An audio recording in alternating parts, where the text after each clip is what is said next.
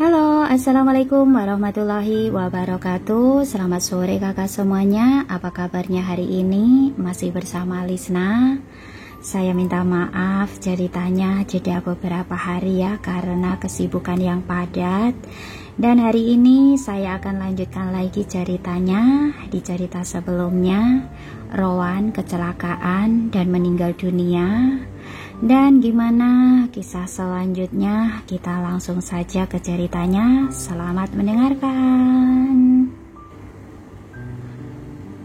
Selamat pagi, Tuan Notaris, sapa Lois dan Emily ketika memasuki ruang tamu. Pria berjas itu menoleh melihat Kara bersama si kembar disusul yang lain. Ia berdiri dan tersenyum. Selamat pagi, keluarga Harper. Jeremy dan Kara mendadak canggung. Mereka berdua merasa belum sepenuhnya menjadi bagian dari keluarga itu. Sambil berkedip-kedip di sofa, si kembar memperhatikan bagaimana sang notaris membuka tasnya. Kepala dan kelopak mata mereka sebetulnya masih berat, namun mereka tidak mau ketinggalan. Apa yang akan kita lakukan pagi ini, Tuan Notaris? Kenapa kamu meminta kami berkumpul? Tanya Emily dengan suara kecil yang manis. Pria berjas hitam itu memperlebar senyum. Kemudian setelah memangku sebuah dokumen, ia meluruskan duduknya. Maaf mengganggu kalian sepagi ini. Saya Morris Marison, notaris yang dipercaya oleh mendiang Rowan Harper. Si kembar saling menatap. Sejak bangun tadi mereka bertanya-tanya apa itu notaris. Penjelasan dari Kara belum cukup jelas bagi mereka. Apakah kakek Rowan menitipkan culat padamu? Tanya Lois dengan alis bertaut. Morris mengangguk. Benar, 2 hari yang lalu mendiang Rowan Harper tiba-tiba ingin merevisi surat wasiat. Beliau meminta agar surat ini dibacakan sehari setelah pemakaman, sebelum pukul 7 pagi. Kenapa? Lois memperdalam kerut alisnya, sementara Kara berdesus mengisyaratkan putranya agar tidak terlalu banyak bertanya. Sang notaris menyunggingkan senyum kecil. Itu karena kakek buyut Anda tidak ingin kalian bersedih terlalu lama. Terang notaris itu terkesan sabar. Lois pun mengangguk-angguk. Kurasa kakek Rowan sudah punya firasat. Saat Kara mencolek kakinya, ia cepat-cepat melipat mulut ke dalam. Maaf. Iya, saya juga tidak menyangka kalau saya harus membacakan surat ini sekarang atas kepergian kakek dan kakek buyut yang Anda sayangi. Saya turut berbelasungkawa. Frank mewakili semuanya mengangguk. Terima kasih, Tuan Morrison. Sama-sama. Sekarang izinkan saya untuk melakukan tugas. Tiba-tiba Lois mengangkat tangan. Maaf kalau aku menginterupsi lagi, tapi aku dan Emily masih bingung. Apa itu curat wasiat? Lois melirik Kara sekilas. Mama baru menjelaskan kalau itu tentang keinginan seseorang saat dia sudah meninggal. Tapi kalau kakek Rowan mau makan coklat bersama kami, kita harus bagaimana? Morris mengerutkan bibir menahan tawa. Setelah meredakan rasa gelinya, ia berdeham. Iya, itu benar. Surat wasiat ini berisi keinginan kakek buyut kalian. Tapi keinginan ini bukan untuk dirinya, melainkan orang-orang yang dia sayang.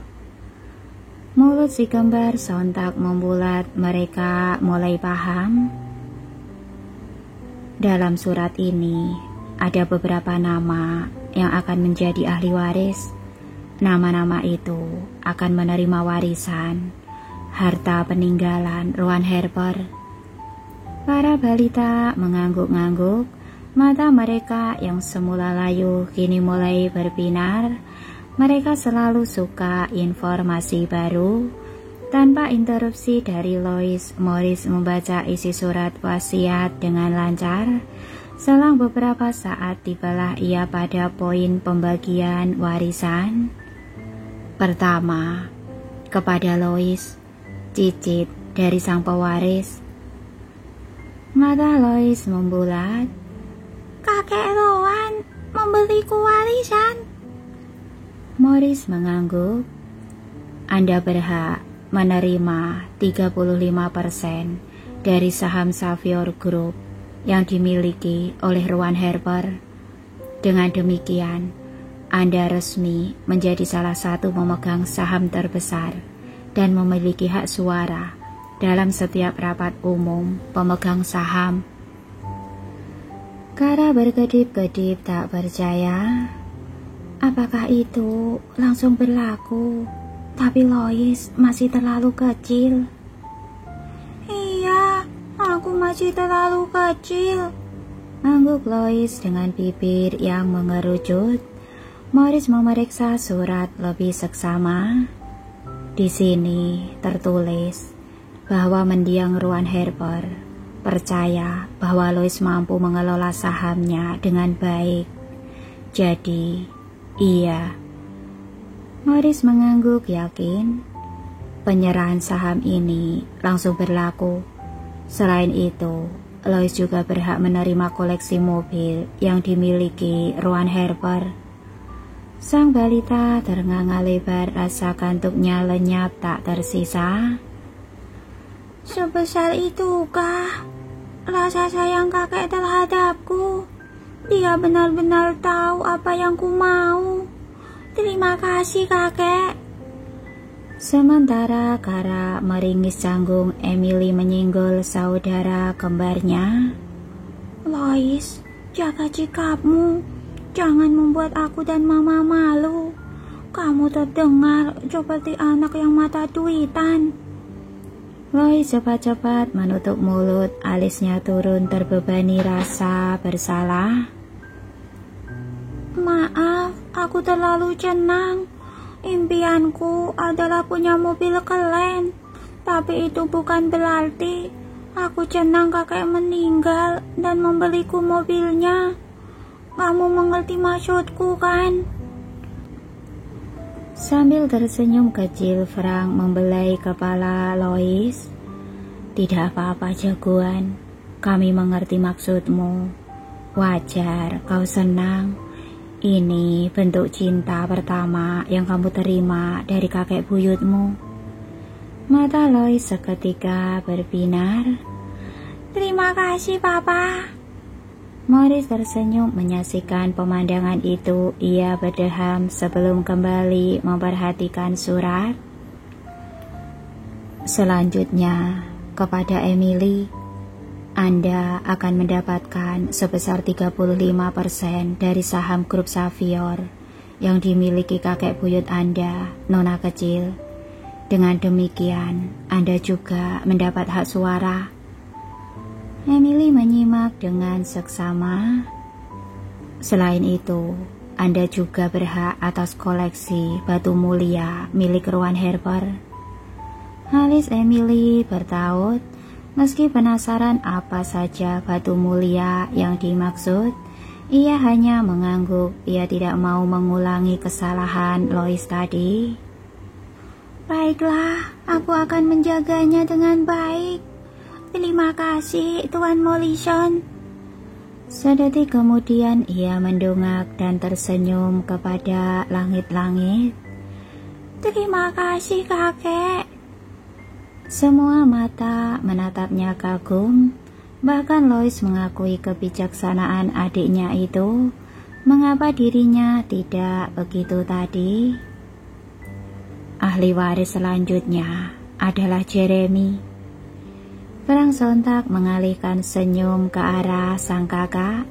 Meskipun ekspresi laki-laki di sofa lain itu datar, ada getaran kecil pada bola matanya. Anda berhak mendapatkan sebesar 20% dari saham Xavier Group yang dimiliki oleh Rowan Harper. Selain itu, pewaris juga menyerahkan villa kepada Anda. Beliau berharap Anda dapat menjaganya bersama ibu Anda. Bibir Jeremy akhirnya membuka, helaan nafas kecil keluar dari sana. Saya juga dapat.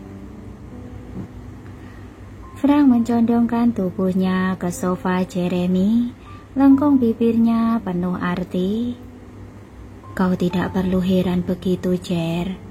Kau juga cucu kakek. Kau berhak mendapat warisan darinya.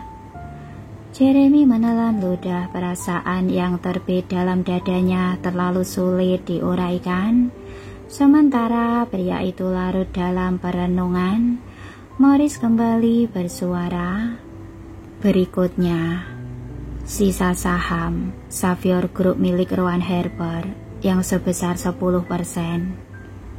Itu pasti untuk papa, gumam Lois spontan. Menyadari lirikan mata sang ibu, ia cepat-cepat menenggelamkan diri di sofa. Maaf. Diberikan kepada Kara Harper. Sang wanita terbelalak, ia celingak-celinguk memandang semua orang. Aku. Sorot matanya berlabuh pada Morris. Saya. Tapi Frank belum disebutkan. Dia cucu sang pewaris, bukan aku. Bukankah dia lebih berhak? Frank sontak mengulurkan tangannya melewati dua balita demi meraih jemari Kara. Bukankah ini pertanda baik? Namamu ditulis dengan nama belakang Harper. Itu artinya kakek sudah merestui pernikahan kita. Kara tertegun menatap wajah Frank yang sendu bercampur haru. Sementara itu, si kembar yang terjepit di antara mereka menunjukkan raut ceria. Kakek benar-benar sudah berubah, Mama. Dia tidak hanya menerima kami, tapi juga menerima Mama. Iya, kakek pasti masuk surga. Sambil menggigit bibir, Kara memeluk Frank dan anak-anaknya. Kehangatan telah memenuhi hatinya. Mari mengunjungi makam kakek dan mengucapkan terima kasih. Kita harus membawakan bunga terbaik. Itu ide bagus, Mama. Emily mengelus-ngelus lengan sang ibu. Tapi kalau Mama mau cepat, Mama tinggal teriak saja. Kakek pasti mendengar, usul Lois. Sementara keluarga harmonis itu tertawa kecil, Morris menarik nafas. Tapi maaf, karena nama yang tertera di sini adalah Kara Harper. Itu berarti warisan baru bisa diserahkan setelah Anda menyandang nama belakang itu, Nona. Kara mengangguk santai. Tidak apa-apa, saya sama sekali tidak keberatan. Terima kasih, Tuan Morrison. Telunjuk Morris tiba-tiba menegak.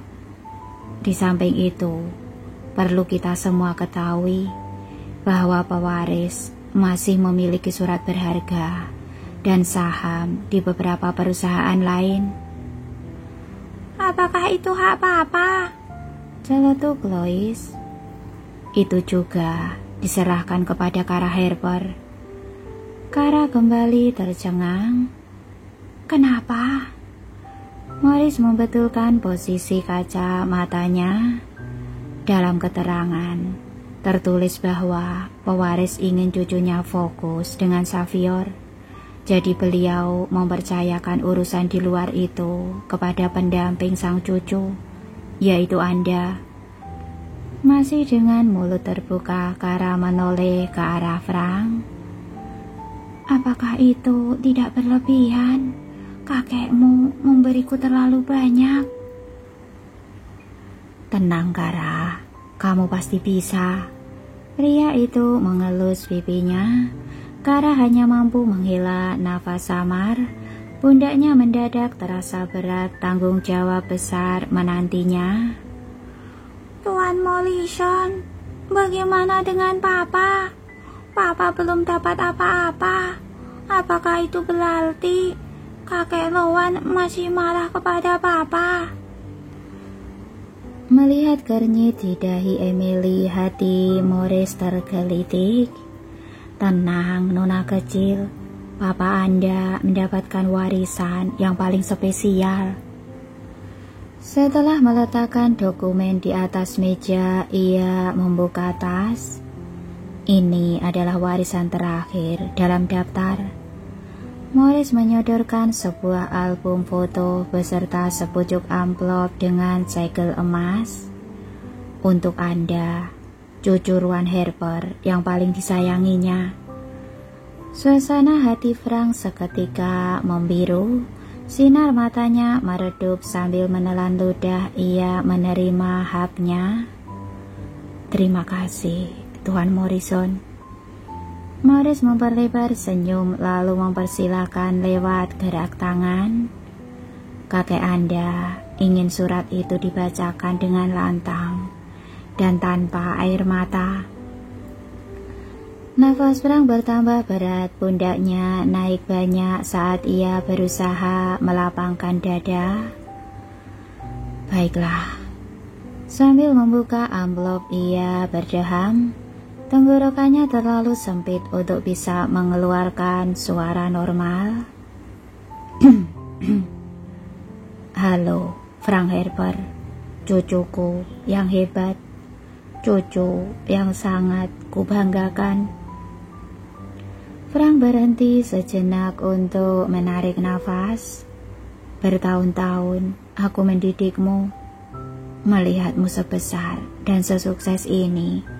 Aku ingin kau tahu bahwa dirimu adalah mahakaryaku yang paling berharga. Alasan aku terus bersemangat dan ingin berumur panjang. Pundak Frank mulai bergetar. Emily dan Lois berlomba-lomba menepuknya. Tenanglah Papa, jangan menangis. Iya Papa, kakek Loan mau Papa membaca surat dengan lantang dan tanpa menangis. Frank mengendus dan mengangguk samar sambil menguatkan hati. Ia melanjutkan bacaan.